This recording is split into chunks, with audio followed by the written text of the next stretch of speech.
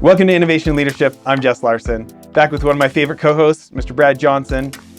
If you didn't catch previous episodes with Brad, you should go back and listen to his career in Hollywood, writing, directing, acting, on a TV show these days called Relative Race, as well as many other projects. Brad, I'm going to turn it over to you to talk about our great guest this time. Awesome. Thank you, Jess. Happy to be back again, of course. And really excited to have Jake with us. Jake Van Wagoner, a longtime friend of mine and somebody I greatly respect and am honored to work with a handful of times in our past. But I like to, like you were saying, just let's start off with this, Jake. Would you mind telling us just a second about yourself? But can you give us a story of like your favorite moment or the most exciting moment for you, whether it was premiering at a festival or a talent that you got to work with or a project you were working on? And then I'll go back and we'll talk about your history and how you got there. I like that. Yeah, I like that a lot. Thanks for having me, guys. I'm super excited. Favorite moment, I guess. Uh, I think I would be an idiot not to say that my Sundance moment. I produced and directed a film 2 years ago. Got into Sundance in 2023, so last year. I was on a film as a producer. It was a Nicolas Cage film, and I was with the director Ben Brewer, who is the best, and our DP, and he was saying like, "Oh, my short got into Sundance," and I was like, "Oh, dang!" So they've made the phone calls, and we were over in Ireland, so I was like, "Oh, so they've already made the phone calls and told everybody." And then the next morning, I got my phone call. It was actually like 1 a.m. I got the phone call because the time difference, and got to go the next morning and tell them like, I got my movie got into Sundance as well, and so that was like just so fun to be there with those guys who were so pumped about it, and then to call my people that worked on the movie and my wife, and so that's my number one moment so far. That is a pretty incredible moment, and congratulations again. And I'm always like so happy to hear about that. And it was so fun to get to be there as well and see Jake in his glory, which was a well earned time for him. Jake, It was how a did lot of glory. Yeah, dude? It was a lot of glory. Um, you were glowing. You were I untouchable, was. floating through the Yeah. floors. Um, but let's go back and talk about how we ended up there. Like, what started your path? I mean, as far as I know, you started because somehow you were already funny and did improv. What started Yeah. that? Well, I think yeah, that's where it started. I mean, I've always performed. I'm like one of those kids that like grew up performing and like hamming it up and got in trouble a ton in school and got sent to the principal's office quite a bit. And then, I started doing like organized improv and did that for a place for a while and called Comedy Sports, which is kind of all over the place, and learned like the basics of improv. Really loved performing, but I got married, and right out of school, we had our first kid, and so I knew I needed to do something that made money, but I wanted to be in this industry so badly, and so I just started as a production assistant. And so on the side, I would do performing, but like making money was making like $125 a day as a production assistant. And then slowly was able to kind of work my way up the ranks to a second assistant director and a first assistant director, and then a production manager, and then a line producer and a director. So kind of just like, kind of, I guess, the old fashioned way. I didn't start out by just being like, I'm going to be a director or a writer. I was just like, just get me in there, and let me figure out like what's going to be the best to make money for my family, but like where will I be the best fit? And then it ended up being like, pushing a lot more on this creative side of writing and directing and producing. Awesome. Yeah, that's awesome, man. What was like? What are some key moments that led you through this process? Was there a certain relationship that you had that ended up making it so you could get to where you wanted to go and made helped you recognize what you wanted? Yeah, dude. I mean, specifically, I think to do this in this business. I think there's like two things that you have to have, and one of them is luck, and the other one is just like a great attitude. I think, and so like even people who aren't the very best, but if they're lucky and they have a good attitude, a lot of times they just kind of keep going. And I was able to, yeah, to have a good attitude and to connect with people early on, like. I just made friends with the right kinds of like, like production managers that were like, oh, we want Jake on the next thing. And then I was able to do like one of my first DGA jobs as a second assistant director. So the DGA is the Directors Guild, and that's where you want to be if you're going to be an AD. That's where you get your insurance, and that's where you get the best benefits. And so one of my first jobs in the DGA was a Jared Hess movie, and I idolized Jared Hess and still do. But like from Napoleon Dynamite when I was in high school and that came out, and I'm like, this man is who I want to be. So working with him was amazing, and just learning from him and watching how he directed and on that film. Actually, Brad, you were on that movie too. Like we got to hang out on that movie, but yeah, it was that one was fun, and it was chock full of like my favorite Oh yeah. actors of all Which time. one? It was called Don Verdine. And it, So it was a little bit of a sleeper film for Hess, but it had Sam Oh, Rockwell and Amy Ryan and Jermaine Clement and Danny McBride and Will Forte and Leslie Bibb, and it was just such a amazing. fun movie. And as the second AD, like my job was to shepherd these people and to like call them every day and check in with them and tell them what was next. And there was one day where Will Forte was on set and we were the only ones in base camp and he was all done getting ready and they hadn't called for him on set yet. And he's like, "Hey man, I'm hungry. Do you want to let's walk into this little town and go grab some food?" And I was like, that's not how it works. You got to stay here and I got to stay here. And he's like, "No, come on, man, we're good." So I'm just walking around Tooele, Utah with Will Forte, and he's like, "Let's get this Greek food," and just like hanging with Forte, and that was where we became really good buddies, and we're really good buddies still to this day, and like hang out, which is super fun. is that kind of where you got him for your Sundance movie from? That 100%. So that's where our friendship started. And like I said, he was so cool. And there haven't really been that many actors that are like, "Hey, dude, let's go walk around and eat," or let me hang in your trailer for a little bit, or come hang in my trailer. It's a little bit more like, "Hey, I'm doing okay now. I'm in it and I'm doing my job." But Forte was just like, he's so rad, such a good dude, and we became friends on that. And then some years went by where we didn't do much together. And then I was doing an improv TV show, and we just reached out to him just to be like, "We need a special guest for our Christmas episode. Would you want to do this?" And it was like a musical improv TV show, and he was like, "Ooh, that sounds scary." And so he came and did it, and that's where we reconnected. And then from there, like, yeah, I've put him in those things. Well, I know we want to talk about a lot of things, Showrunner at Studio C, all these different projects you've done with big name folks. But let's talk about Martin Scorsese. Martin Scorsese presents The Card Counter with Oscar Isaac, Tiffany Haddish, Willem Dafoe. Yeah. What was the highlight for you on that movie? That movie was wild. I mean, first of all, like Paul Schrader, the writer and director of that, is a legend. And working with him, like I remember going out there for the initial scout, and it was just Paul Schrader and my buddy David Wolf, who's the producer on that, and Braxton Pope and the DP. We were just driving around together, just like hanging out with Paul Schrader, and I'm just like, wow, this is epic. And just listening to his like Hollywood stories, and that was super What were fun. the movies of his that everyone would know? Okay. So he wrote Raging Bull and he wrote Taxi Driver with De Niro, and actually wrote he's written quite a few different like big films, but those are kind of like the big ones that he's done that people know and the Academy Award for, and um, yeah, he did First Reformed like a couple years before that, and so he's a legend, and also very good friends with all those guys. And Scorsese and him are just like, that's how Scorsese was like, "Yeah, I'll EP this movie." So that movie was cool. It was also like so stressful. It was yeah, in Mississippi where there's no, I mean, it had like a film presence, but we had to bring in a ton of people, and I was the line producer on that, so I was like constantly trying to make this small budget work for this bigger budget film, and it was very challenging. And then the pandemic happened right with 1 week left, and we had to shut down, and there was union stuff that happened. And so it was a little bit, I mean, that movie gave me PTSD more than any other film I've ever done. Yeah, it was pretty crazy. Well, Brad, have been around the industry your whole life. What's a question that brings up for you? I was actually dying to ask a question right after that sentence. 'Cause I'm like, yeah, that's the thing is like once you shut down for the pandemic, because I shot during the pandemic too. Luckily, we didn't have to shut down, but we were always writing that line.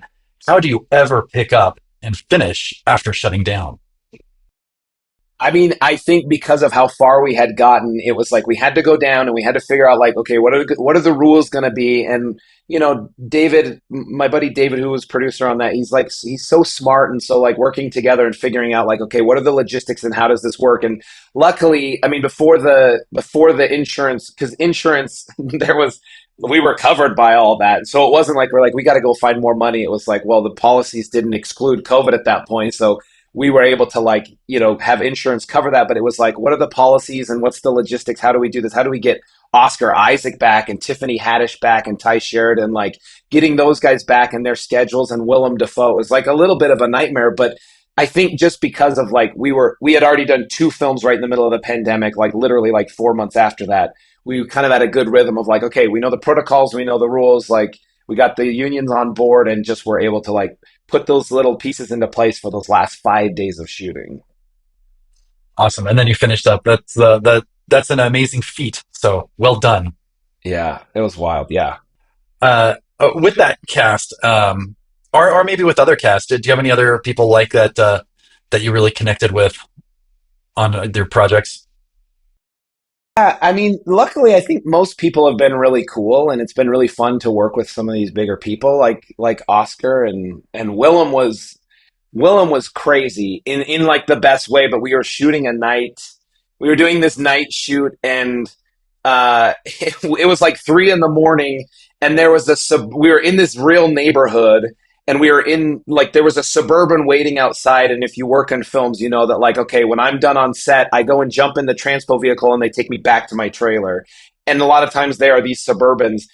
Willem got done, and they like the first AD was like, all right, Willem's coming back to base camp. And I just happened to be outside watching, and I watched him leave the house and cross the lawn and jump into this suburban of this woman who was just watching like, whoa, is there a movie going on? And he jumps in and he's like, all right, I guess back to base camp. And the woman was like, you got it. Where's base camp? And I was like, whoa, whoa, whoa, whoa, whoa, no, get out of there. And he was just like ready to rock and roll. And this lady was like 3 in the morning. She's like, let's do it. That was a very funny moment. Yeah.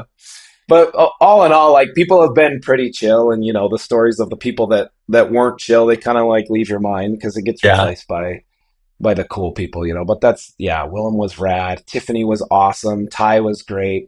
I worked with Cage on like Nick Cage on a project not long ago, and also just very cool and very professional. So it's been fun to work with those guys and to see like, oh yeah, you're great. Some of them are a lot more like, hey, this is my job. I'm just here. I'm just doing my job. I'm not really here to hang and but still be polite. But and some of them are just like, like the Will Fortes or the Danny McBrides that are just like, even Sammy Rockwell was just like so cool and down to chill. So So, Yeah.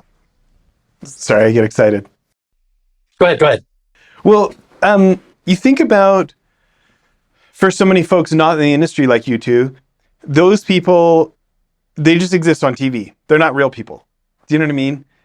Or they're a different kind of person. They're a movie star. So they somehow, think about the way that people treat, sports stars or billionaires or movie stars, whatever, right? There can be this like, maybe not connecting to them at a human level. And so a lot of those folks have their guards up because people are always asking them for things and people are trying to use them or things like this. Any principles that you feel like have done you well as you're working with these ultra high profile people who are maybe a little bit on guard because of how some other people have, objectified them in the past?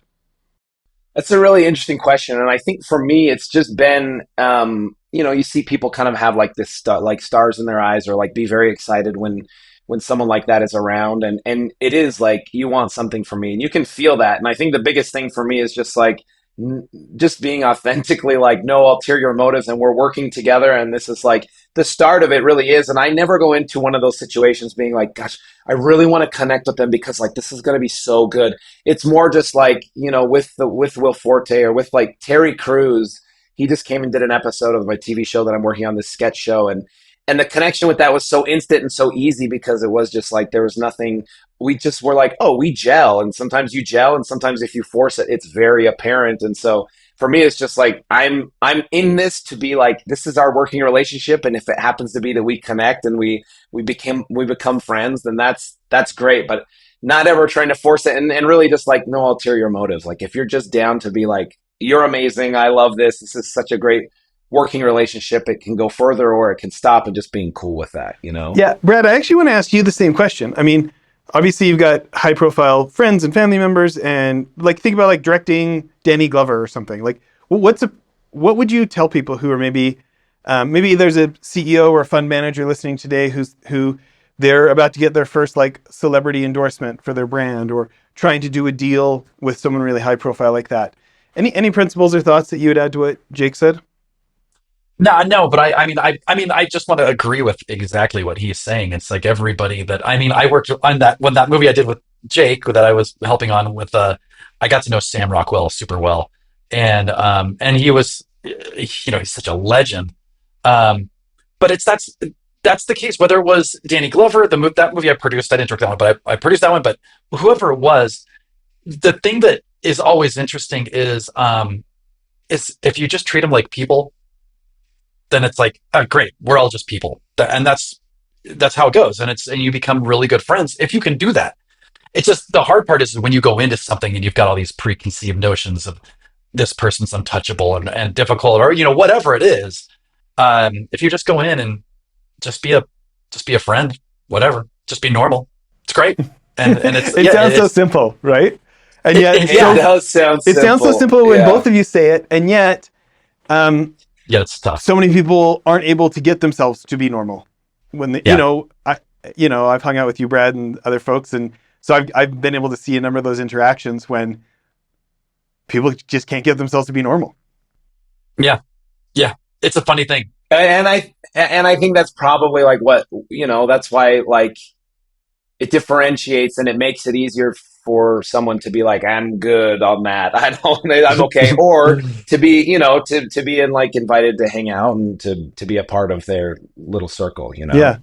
So There, go ahead, or Brad. can I just say one more thing? There was a time, and Jake, I'll let you decide if we want to talk about the person. But we did a movie. I came out. I was an actor on a movie. I just had a small part on something, and there was somebody that had a bad reputation. Everybody's like, "Oh, she's so hard to work with."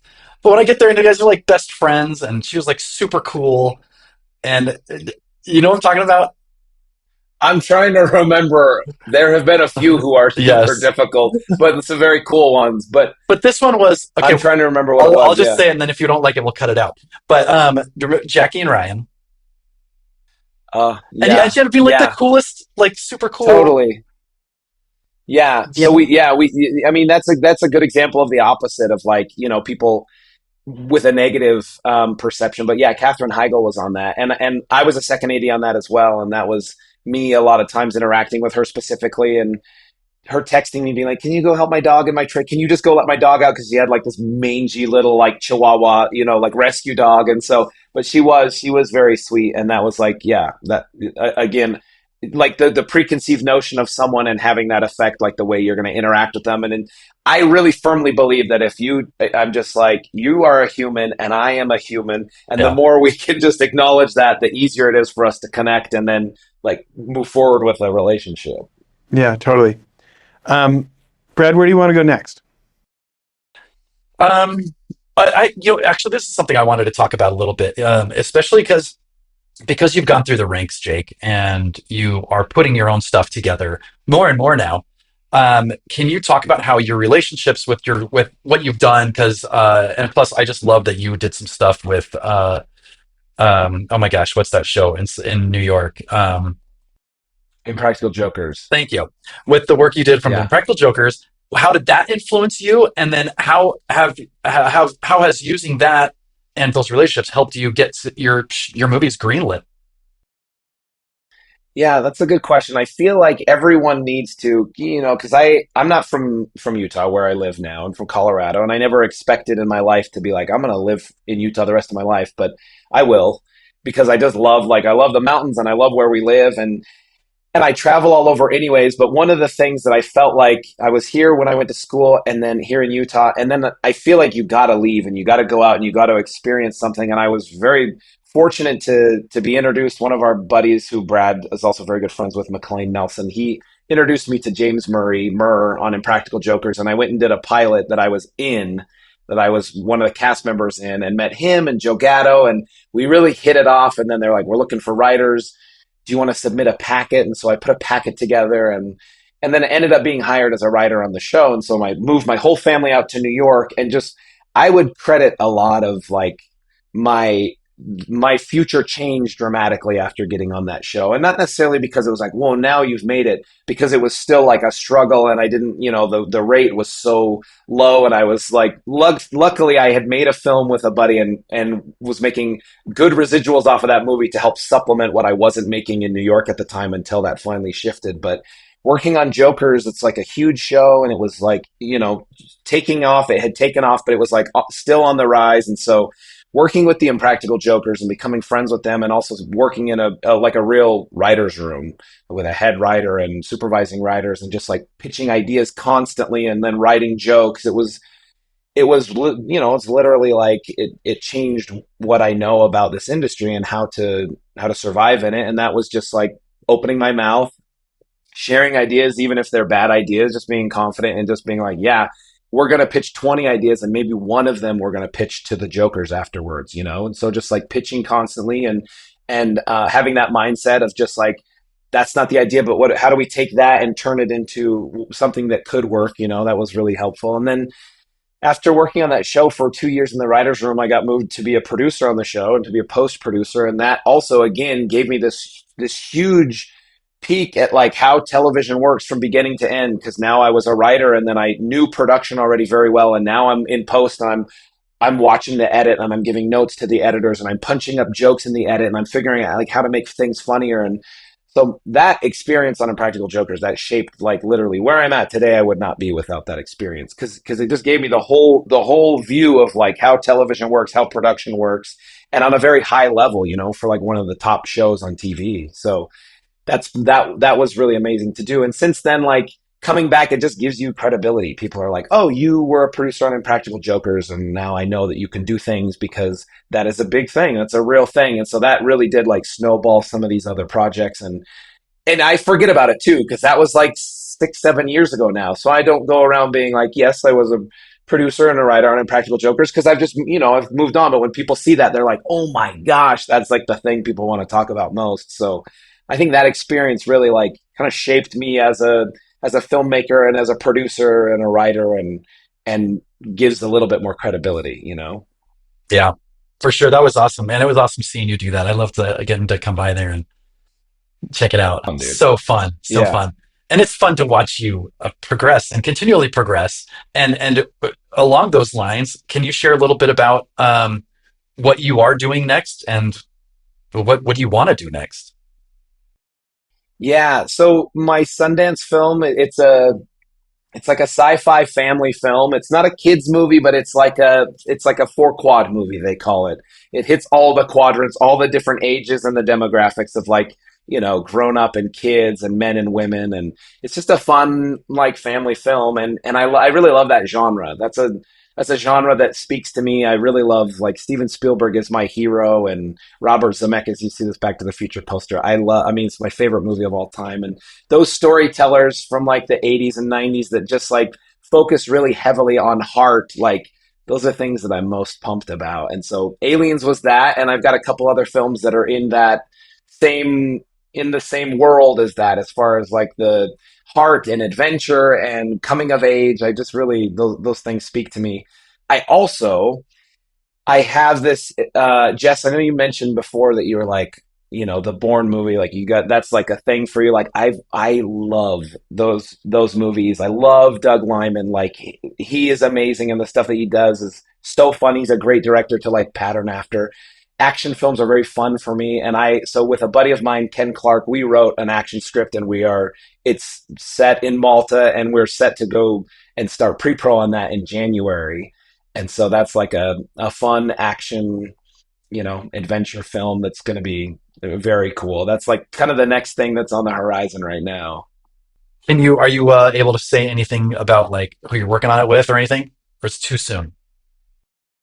It's a little too Okay, soon. It's a little too soon. Yeah, for cool. sure. But that one, yeah, that one is just, it's very fun. It really is. It's like a straight up action movie. We wrote it kind of patterned after those 90s action films that are fun, but it has heart to it, and there's a little bit of levity to it, and there's some explosions, there's a lot of cool fighting. But it's not like, you get into this world of just like super shaky cam, and like you can't really tell what's going on, and there's like almost too much action. So it's a little bit more like stylized and a little bit more like the movie Nobody. Did you guys watch that Oh, movie love with it. Bob Odenkirk? Love it. It's a little bit more in that world where it's like really cool action that's like, bam, we're feeling every punch and everything is like, it's specific and you don't lose any of the action. It's a little bit more in that vein, which is fun.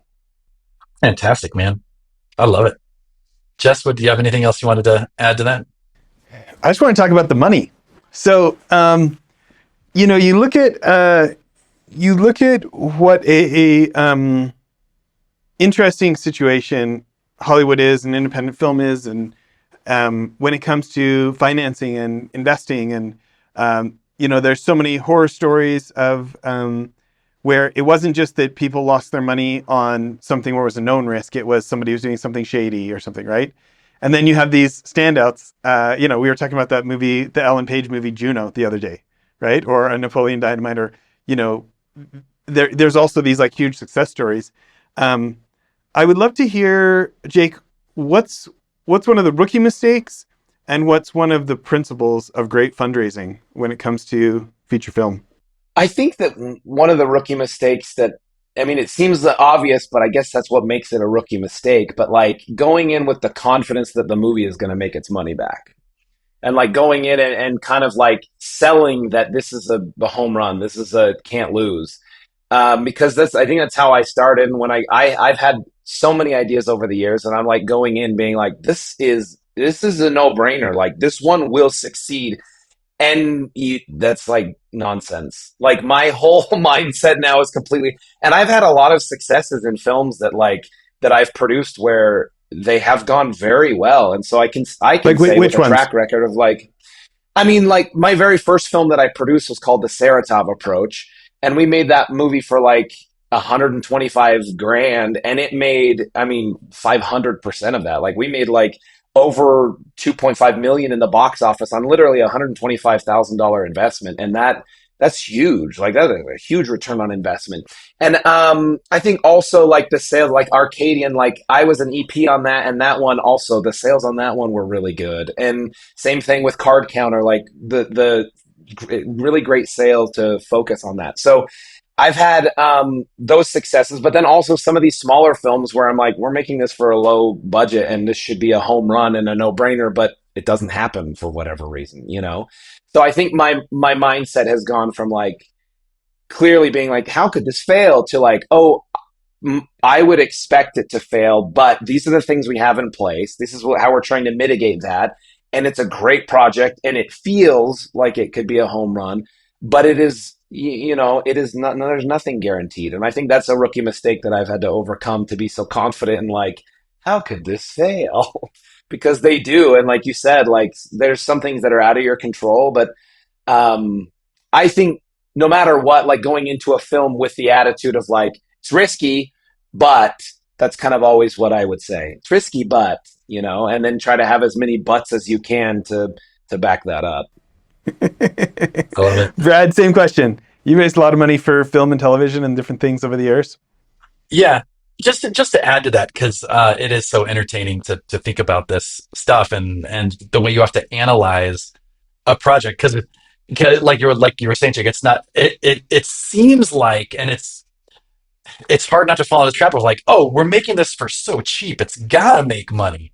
And like, yeah, just because it's cheap doesn't mean anybody's gonna want it. It's like I always like to compare it to like anything else, but like if you're building a house and you're like, oh, this house was so cheap, somebody's gonna buy it. But then people are like, oh, this house looks like it's cheap, I don't want it. And then it's like those things that you just have to be careful of. And then the other way, it's like just because you spent a ton of money doesn't mean somebody's gonna spend a ton of money on it.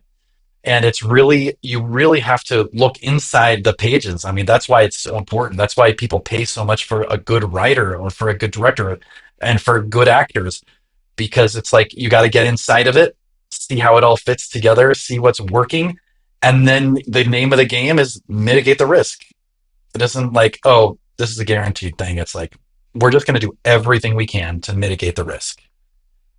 And that's the approach to take, I think. Yeah. Yeah. Um, Jake, what about being a line producer? So let's talk about Card Counter. For anybody who doesn't know, we just give what's the difference between a line producer versus a regular producer versus an executive producer for 1 second. Yeah, totally. And then, well, why don't you do that and then I'll ask my question. Okay.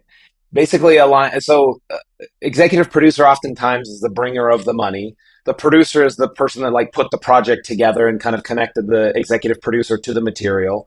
The producer usually is the one that like maybe brought the director in or connected with the director and the writer on the project. And then the line producer is like the first call after that to say like, okay, we need a schedule for this film. We need a budget for this film. We need to know the overall look of this film. Like, how are we going to go out and accomplish this? And then the line producer, oftentimes on films, they're on independent films, they can be the same thing as a production manager. And so you are literally responsible.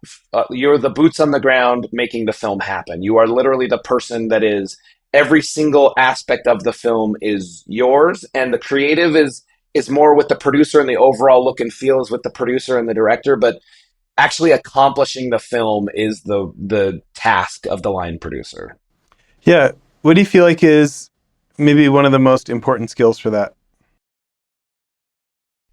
Uh, how to say no in a very nice way.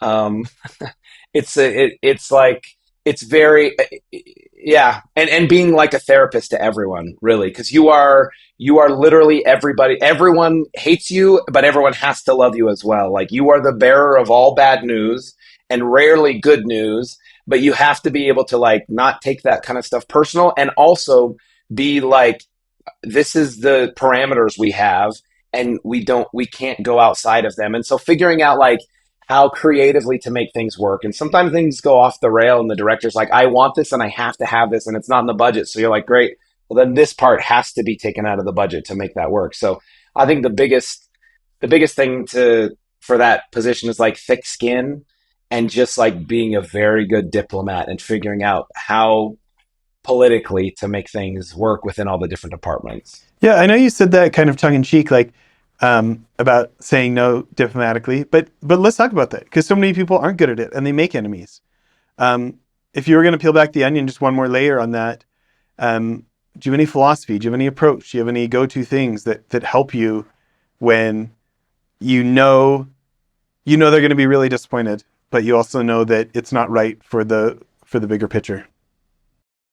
Well, that's why I think one, like, don't take anything personal. That's literally like my first thing, and that was a hard thing for me to learn because I'm a guy like who really likes it when people like me, and I do a pretty good job of leaving a conversation and people being like, "Oh, that guy's pretty cool. I like that guy," and so to it's hard when you're telling people no, and like people are like, I have to have these 360s, like I have to have another 18K, and you're like, you don't because you can't.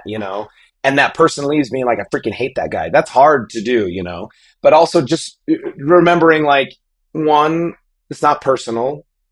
Two, if you keep it professional and literally make it about like, it's about the project, like what is best for the project. And also starting out, and I still learn this lesson the hard way, but like if a director asks for something, my first instinct a lot of times is no, no, can't do that. And those are my least favorite line producers. And I work with so many different line producers and UPMs that they're no people, that they're just no. Then the answer is always no. And so I think a really good skill to have is to figure out if it is a no, like it's a no, but you know what I mean? Like it's a okay, or it's a yes, or you have to figure out like, let's do that. That's okay. We could try that. Or what if we try it this way? So having like ideas to being creative as well. Cause a lot of times people are like, okay, line producer is very logistic and it's very this side of your brain, right side of your brain, right?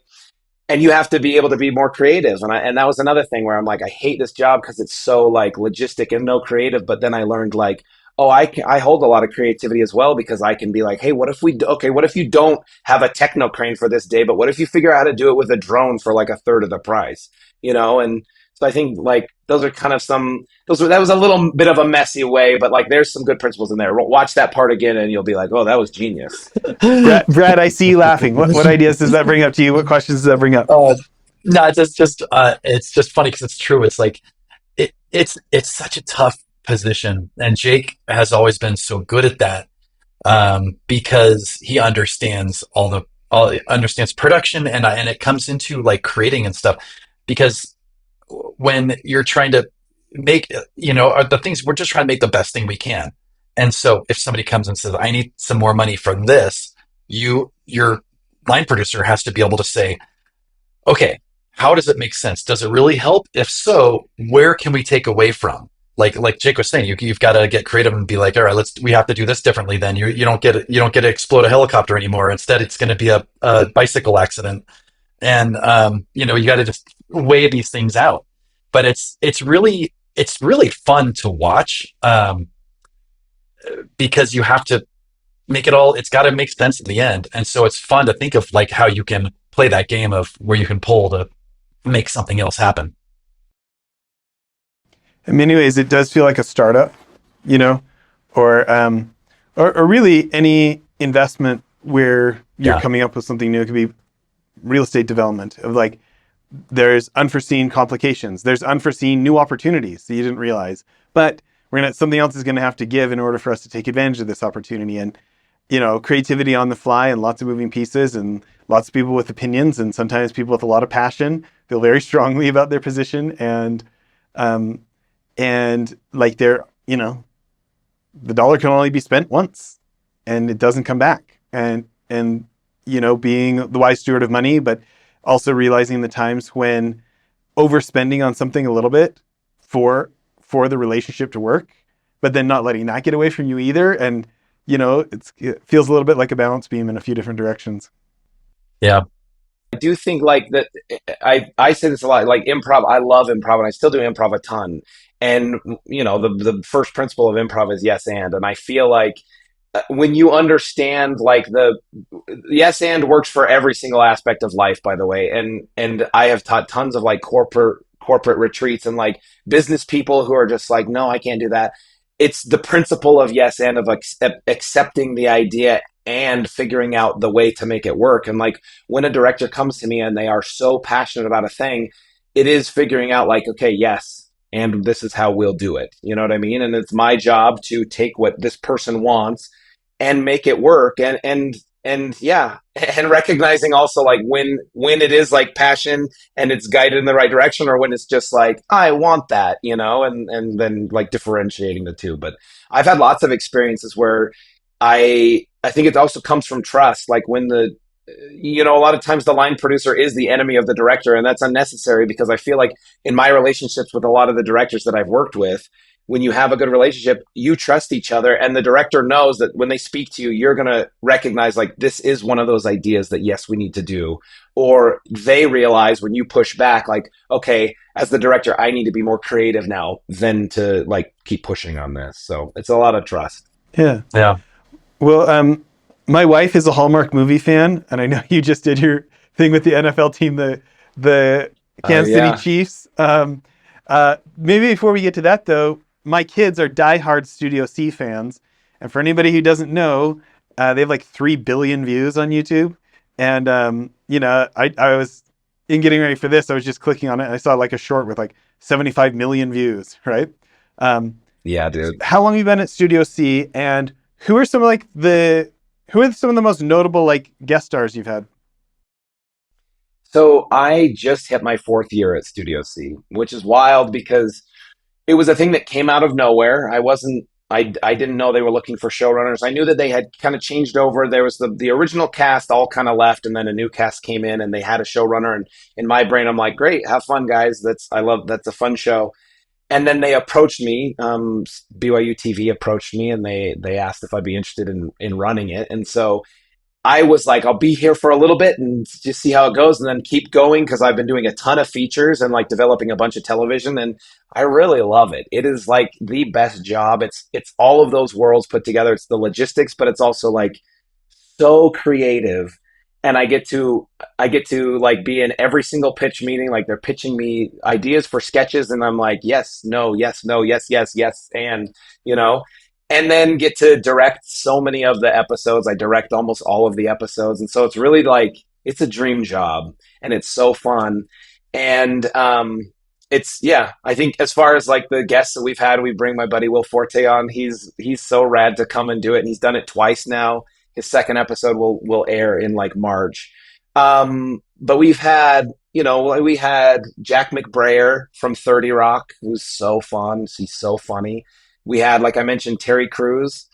he came and did an episode, was the best. Like, so he's one of those guys that also almost feels a little bit untouchable just because of how big he is. Like, as you know, in his career, but also his presence. Like, he's you know, when you see people, like when Nick Cage walks on set and does a performance, you're like, that's why you're Nicolas Cage, is because you just are so good and can nail it. And that's what Terry Crews was. He came in and his instincts are so good, and he did things so different than what my brain was like, oh, this sketch will be like this, and he's like delivers a line, and I'm like, wow, that is a pro move to like do that and make it so good. So Terry Crews was awesome. We had John Heater on.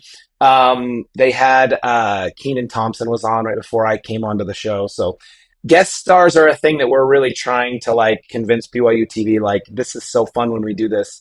And I think they're starting to see that. But like, we had Stephen He also, who is a social media guy, like a YouTube guy. He came on. He's got like 20 million followers across all of his platforms, and he was so fun as well. It's just fun to interact with these guys that you wouldn't necessarily be like, for Studio C, really? And then just have them come in and like crush it. It's very cool. Brad, back to you. What do you got? Awesome. Oh gosh. Oh, I was going to ask you this, and maybe this applies to even sketches, sketches or projects, because, like just mentioned, I've always felt like a movie is like a startup, and so many times startups just don't work. Can you talk about why you feel some projects just don't work or some sketches don't work, and how do you address that? I think, yeah, I mean, it's a little bit easier when it's a project that you're like trying to get, you know, move the ball down the field and it's just not working. And I think that, you know, if you're smart, I think you can recognize like this just isn't hitting. And you know, you can go back and like drop some new plays and try and figure out like why, what are the elements that aren't working about it. It's a little bit more difficult for a sketch, like, because we're pretty particular about what we film. And so when we do our writing process, we kind of like go through a lot of different stages of refining. And I feel like I can sense pretty early if a sketch is like, yes, this will work or this will not work. And I try pretty early to like cut bait with the ones that I'm like, you know, this is not going to work. We've had like lots of really amazing talent on the show, and some people they have a superpower for taking an idea, and no matter what the idea is, even if it's the worst idea I've ever heard, being like, no, I'm going to take this idea and I'm going to nurture it and I'm going to turn it into something. And sometimes you can do that, and sometimes it's like, you know, you're able to put enough brain power into it to make it something. But for me, I'm a little bit more like, this doesn't work, and I want to move to the ideas that do work. And so it's pretty tough when we're like filming something and an idea didn't work with an audience. And just this last round of like taping in front of a live audience, which makes it also more tricky, that normally I would say I don't think I've ever seen a sketch bomb except for this sketch. And it was one of my favorite sketches. And it was like two of the performers were so good and it was so funny. It was like these foreigners with like vague European accents that were in an acting class, and they get up and they're trying to do a streetcar named Desire, like a monologue from that. And it's so bad because of their accents, and it's so funny to all of us in the cast. We loved it, and we rehearsed it, and we rehearsed it, and then we were loving it. Like, we were dying, like we're breaking like so much, and like the actors couldn't even keep it together. And then we did it in front of the audience, and it was crickets. I have never bombed so hard. I have never seen an audience turn so quickly on performers. And it was very funny. And you guys will never see that sketch. You will never ever see that sketch. And we rarely do that where we're like, this is dead forever. And so I guess that there's no lesson in that, except for like that was one that just really took me by surprise because I loved it. And normally I feel like I got a good pulse on like if it works or not. So that was kind of funny. That's awesome. That's funny. Hmm. There was no helping that one, I guess, is the moral to the story. Yeah. There was nothing to do for it. Yeah. Sometimes you just got to let it go, right? Yeah. That's right. Nothing to That's do. the lesson, Brad. Yeah. I guess. Yeah. Um, Yeah. cool. What's the future of Studio C, do you think? I don't know. It's doing really well right now. So Good. yeah, I know Jess, you mentioned it's a sketch comedy show. It's on BYU TV. If you haven't seen it, it's a very like it's SNL but for families. Which again, it doesn't mean it's for kids. Like a lot of times we have writers come onto the show and they're like, "Oh, is this for kids?" Or like, "Who is this for?" And we're like, "No, write sketches that you would laugh at." And so that's the idea. Is like we write sketches for everybody to laugh at.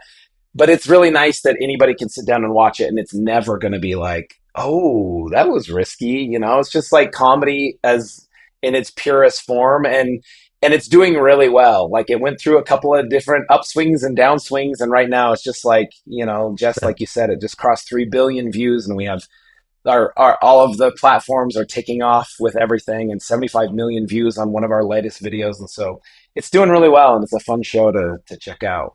It's What, awesome, man. what Congratulations. what's one of your Thanks. principles for YouTube? You spend so much time in features and Impractical Jokers and television, and YouTube, has similarities and distinct differences.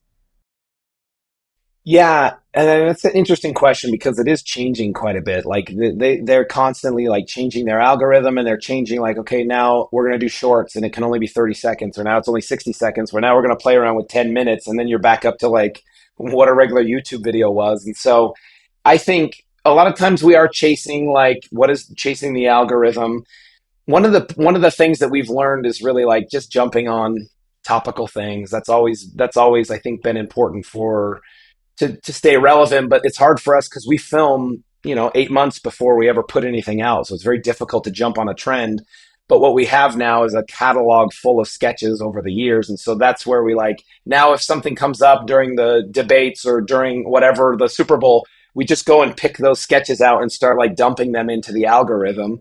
So that's one of them. And then I think also just the amount of content that we're creating and the quality, like making sure that that quality hits a certain benchmark, and people, the more stuff you're throwing out there, the more people are like getting into it's on your algorithm. So I think just content and quality is always kind of the answer for us. You know, Quality can be such a subjective term. When you think about it in the world of YouTube, what does it mean to you? Well, yeah, that is interesting because I feel like, and we did an experiment actually on Studio C, and BYU TV, the network that funds the show, they wanted us to go and try and do it more like TikTok videos. There's a lot of people on TikTok that have success with literally just filming themselves and doing a sketch, and they just put on a bad wig, and they have a lot of success with that. So they wanted us to do that experiment to take and just like literally with our phones film sketches. And some of them hit, but I think the majority, they recognize this brand, Studio C, as a TV show. And so the quality that we strive for is broadcast quality. And when they see less than that, it's not as interesting to them as like a polished sketch, like either a digital short, like what SNL does, where they go out and it's like a little film, or just like a more polished in front of a live studio audience. And so, really, I think the benchmark for our quality is just like it's a little bit it's more production value than you would get from just a person doing their sketch just with themselves playing both parts in a wig, which is like amazing, and it's awesome that people can do that. But for us, I think having that quality, and especially because people have come to know Studio C as like a TV show, and so giving them that experience is what I mean by quality, is like letting them see like, oh yeah, this is legit and this is a TV show. But it's funny to think, that YouTube channel goes back to 2008, right? And I have a 20-year-old daughter. Like my oldest is 20, my youngest is 13. And my now 20-year-old daughter started watching it when she was really young. So I've seen like a lot of Studio C over the years just because of Yeah. what's on my kids' phones, right? Yeah. And there is this sense of like a brand promise. I don't. That's probably like a dumb way to say it, but like this idea of like there's this look and feel, there's a certain tone, and like when you watch Studio C, like like this is not Theo Vaughn. This is not like what style of comedy you're getting, and so if you click on it and you don't get what you're looking for when you're watching Studio C, I can see like yes, multiple formats work. I heard it best. Daryl Eves, like Vid Summit, he producer on The Chosen with Dallas Jenkins. He Yeah, yeah. advises the biggest YouTubers in the world, like Mr. Beast, right? I took his class this summer. I've been following him for years. But I was at Vid Summit a year ago, and I think it was him, I can't remember, who said, Bryan Cranston is allowed to be on Breaking Bad and Malcolm in the Middle, right? But it doesn't mean that you put both of those episodes on the same show. Totally. Right. Yeah. Right? Yeah. Like we don't like toss 100%. in some Breaking Bad episodes in the middle of Malcolm in the Middle because Yeah. well, people like Bryan Cranston. Why shouldn't this work? It's like, well, I Exactly. turned into Yeah. this show for this reason. I don't know if you feel Uh-huh. differently. No, dude, that's 100%. I think that's exactly the lesson that we learned, is that we were like, okay, let's try this. Let's try and do like this version of Studio C where it's the same. I mean, it's the same writers, it's the same cast, but it did not hit the same. And we had the views went way down on those types of videos. And luckily it was just an experiment to see like, can this work? Because if it can, of course you want to save money and you want to try to do the show in a different way. But Studio C as a brand and representing this network of BYU TV, that's what people want to see, and that's what we learned from it. So yeah, which is funny because out of in 16 years, I've never seen it on television. Right, I've only seen it on that is funny on YouTube. Yeah, but you think about look at what Mr. Beast has done with Feastables and like the business models coming out of building an audience like that. Yeah. My podcast this morning was the CEO of GameFam. They built multiple of like the biggest in-game games in Fortnite and Roblox. He has like over 1 billion views, and like Disney and Mattel and all these people come to him to do the advertising because because it's 350 million people a month are on there, right? And you look at like the kind of power for making money, of building loyal audiences, like the star power in feature films. I mean, look at how many A-list movie stars now have a brand or more than one that some have had giant exits, right? And then you look at those YouTubers where it's like, the AdSense revenue is the small proportion of the revenue in the long term. For sure. This question, I'm going to ask this for both of you, but I'll start with you, Jake. With the streaming wars playing out the way they have, and, there's not just like a fire hose of money anymore there. And it seems like, the industry is looking at different financing options, which, for Mr. Beast, he can pay for videos out of his chocolate sales, right? But do you have any thoughts or any trends of things that you are seeing coming of like, let's take independent feature films right now. Do you see anything changing at all on how people are getting independent features? How they're getting the money? Well, I do think that it's coming from more like private equity investors, and I feel like it is more people like getting like wanting to dabble in that world. I feel like for sure, the streamers have kind of like pulled back on that fire hose, like you said, and so that has opened up more opportunities for independent filmmakers and financing to come in that way, but to also see like popularity that way. You've got like on the TV side as well. Like I also do TV, and I'm passionate about TV. I love TV. But like Mark Duplass, the Duplass brothers, like he funded his last entire TV series by himself with his paychecks that he made from his show on Apple TV. Morning show? And the morning show. Like he took those paychecks and rolled them into a TV series that he then turned and then sold afterwards. And so I think that right now, because there are so many more gatekeepers and streamers than there were, now the responsibility is coming back to the independent filmmakers for TV and for film to find those avenues of financing and make this quality product to then put back out.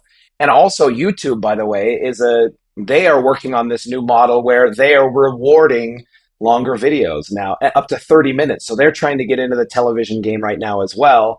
And so that's another avenue that you'll see a lot of, I think, is like a lot of television will start just going straight to YouTube instead of any of these other streamers. That's where a TV series will be housed. And so I think a lot of it, it's finding that investment opportunity, and it's finding that project that's good and that speaks to you, but then also like recognizing that the market is now really hot in favor of an independent filmmaker. Yeah, that's interesting. Brad? Yeah, I mean, yes, I found the same thing as what Jake's saying very much. I'm currently, for the last while, I've been very regularly talking to like, I just was off the phone with CBS, meeting with Fox in a couple days, NBC, CBS, how did I say that? I'm talking to everybody regularly right now, dealing with shows with History Channel, everybody. The thing that everybody's saying is like, they're doing less programming, but higher quality. So they're still spending some money on stuff, but they're only looking for high quality stuff. So that's the stuff that now, like Jake's saying, like if you can produce something independently, everybody else really wants to see it because they want to spend less money of their own developing that stuff. So it is an interesting time to create, and I think right now more than just indie film, I think indie TV, and that's the more I'm reading about right now too. Is like if you could figure out indie TV, it's a great time for that. And so we have a couple projects that we're doing now to target that same thing. And of course YouTube is on track to completely take over. And it's insane how much they're doing. But the fact that they're getting into longer content as well just makes it seem like it's more of that opportunity for the independent creators. Yeah. Um, Brad, what's maybe a final question you got for Jake? Oh gosh, Jake, maybe this. Just for our viewers here, would you mind give us a little bit of advice? The advice to somebody that is wanting to create something, maybe for a creator and for an investor. Like, how do you marry the two? So, advice for marrying a creative with an investor? Yeah, like how do you make it so it's a win-win for people? Like when you're going into a new project. I I think for me, what's been beneficial for me is having like 1,800 different things at one time. And so, as a creator and somebody who relies on funding from wherever it is, from a network or from a private equity investor for foreign sales or whatever, it's just having a ton of different projects that can fit whoever. And if it's like, oh yeah, this one isn't a good fit, then I'm like, what about one of these? You know what I mean? So like having a ton of projects in all different stages, I'm very big on it, and I give this advice to all of my like Studio C cast and writers that come in and they're like, yeah, thinking about maybe maybe this is my last season on the show, and I'm like, great. Then spend your whole time working as hard as you can on Studio C, but at the same time create 15 other projects so that when you leave, you have something instead of just like I really want to get out there more. Just like tons of stuff to be available so that you can package it really well and connect with those investors. I think that's great. Um, Before my last ones here, if people want to connect with you online, what's your Instagram? It's so funny. The whole business world runs on LinkedIn, except reporters Uh-huh. run on X and Hollywood runs on Instagram. I think it's fascinating. uh, So, what's your Instagram, and are there any other places you want to send people? my Instagram is Jake Van Wagoner at oh no, just yeah, at Jake Van Wagoner. I was gonna give you my email address, but don't do that. Um but also like I have a website, jakevanwagner.com, and you can go there and see some I haven't updated it for a second, but there's a nice picture of me not wearing a shirt. So if you're curious, like what's under that sweater, you'll see it. I see a 12-month poster, like you're gonna be beating out those like fireman charity posters right there. Yeah. That's right, Yeah. dude. Yeah. So it's gonna I be like one that. picture all year long. The month is the only thing that's gonna Yeah. change. Um, uh, so you talked about foreign sales. In your mind, so many people in independent film have gotten a bunch of their budget by pre-selling the foreign distribution for different regions. How do you see that changing these days? That model. What's It's what's new there? yeah. Well, it's gotten a lot tougher, and I think that the market has cooled off a little bit, and there's like some of that like nervousness still from the strikes, and there, in from my perspective and in my experience, I think everybody was like pumped at like, oh, coming out of the strikes, all these creatives are going to have a ton of stuff that they were working on during the strikes, and there's going to be flooded with like creative, and that didn't really happen. And then not only that, but like we didn't come back from the strikes and have it be like green light, green light, green light. It's still like now people are very hesitant about things. So, and that's been the same with foreign sales to me. It's like, it used to just be like, oh, package this actor and this script, and then you're good, you're financed. And now it's a little bit more like, who are the two or three actors that need to come to be, to pre-sell the film. So that's been my experience. It's kind of like what I'm going through right now with this Malta movie. Is like that's based on foreign sales and some private equity, but it's about like finding the right people that check the boxes, and it's a little bit more specific than before because there have been just so many of those projects, and they've cooled a little bit on like what's working for those different territories. And when you say private equity, do you mean high net worth individuals or do you mean actual private equity funds? Well, I think it's both. I really like I've seen both, and in the instance of this film, like there's we're talking to different investors that are just like private individuals. But there's also like a fund that someone runs that they're like, I do think, yeah, for us, it's both. I would say in my experience historically, it's been more individuals, like private individuals that are like, I like this and I want to get in on this. And so that's kind of been my personal experience more. Yeah. Well, you've been so generous with your time today. What do you want to leave people with? Well, first of all, thank you for having me. This has been really fun, and you guys are awesome and epic, and this is great. And so I think, yeah, just to leave people with the idea that, like, you know, if there's an interest, I mean, even not with me, but like the entertainment industry needs more people to put quality things out there, and investors that come to the table and are excited about being a part of it. And so I think, just like, if you're interested and you find something that connects with you, just to go for it. And I think that, like I said, where things are at right now, like the quality of the content, and like it's not as fire hosey, and so it is more specific. And I think that we'll see a new wave of quality that comes through, since the wave of like fire hose of content and black hole of like Netflix and Hulu and stuff, I think that's kind of going away a little bit. So if you find something that you connect with and that you relate with, and I think just go for it, and it'll make the industry better, and we definitely need it right now. I love it. Okay, well, Great. thanks again for doing this. Bye, everyone. Yeah. Thanks, guys. Thank you, guys. Thanks, Jake. Later, man.